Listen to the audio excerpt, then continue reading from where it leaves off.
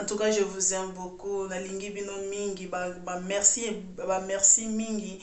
Nadenge bo komela kanga et tout. En tout cas, ekotaka na mutema.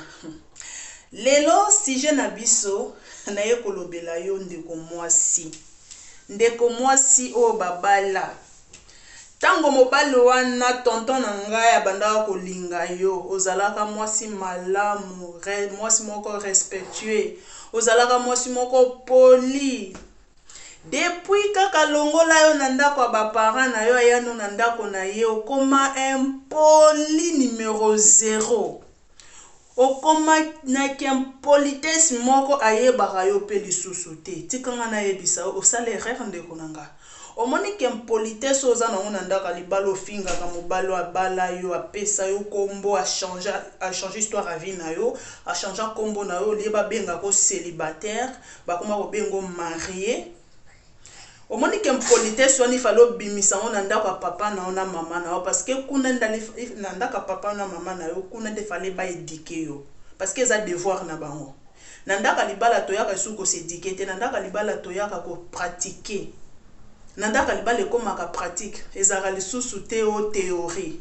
En tout cas vraiment 2021 changé ndeko mwasi. Tika ko finga ka mobali na yo comme ça.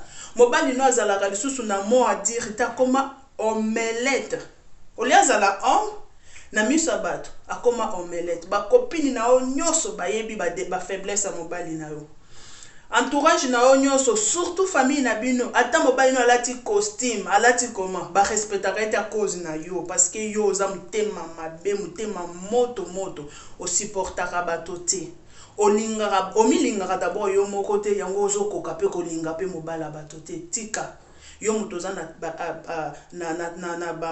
attitude wana na comportement ya kofingaka mobali na yo tika. Mobali bafingaka ye te. Vous savez Sarah banda obenga mobali na ye Abraham Seigneur. Tokoma na niveau ya kobenga mibali na biso ba Seigneur. Tokoma na niveau ya kolinga bango ya kopesa bango valeur. Vous savez tango ozo pesa mobali na yo valeur, ozo valoriser ye, ozo benga ye papa Seigneur. Mobali wana ozana makasi moko akota zo zamba bomeli yo mboloko ayeli yo nyamole. Mais mobali ozo fingaka butu moyo wana o bando kuta ye vraiment na tonga la mukelo afandeli libosa télé asimbi bière atia côté hein atieli yo vraiment théâtre tipo quoi. Ozata na besoin mutatielo rideau ozo ayete yo moko koma mobali okoma mwasi na ndaka cause ya politesse. Mibali baningaka basa ben politesse te voilà. Oza vraiment na posa kobo bima boye mais alingi na yepete parce que yo oza impoli. Oyo ko bimisa ngona ndaka libala c'est pas bon.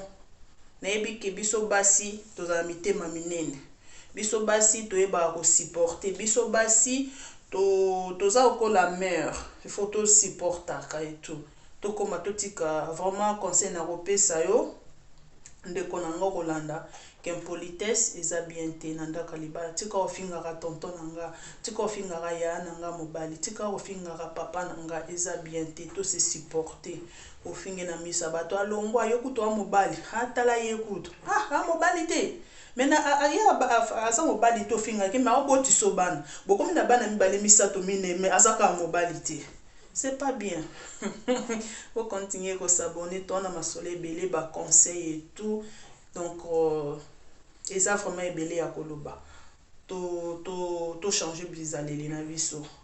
Sinon te bato baninga ko joko la libanda ba joko lelo mobali en tout cas en plus basi yo muta munoko su muta mwasi msusu ya oyo basa baswahili surtout mwasa basa baswahili bazala attendre mobali na tomber ka kutana mwasa mswahili o mone lisusu te akena ye muninga bongisi Janette bongisi okomo kolela kwa mikolo pe libale koma pasi yo kande basi tozotula.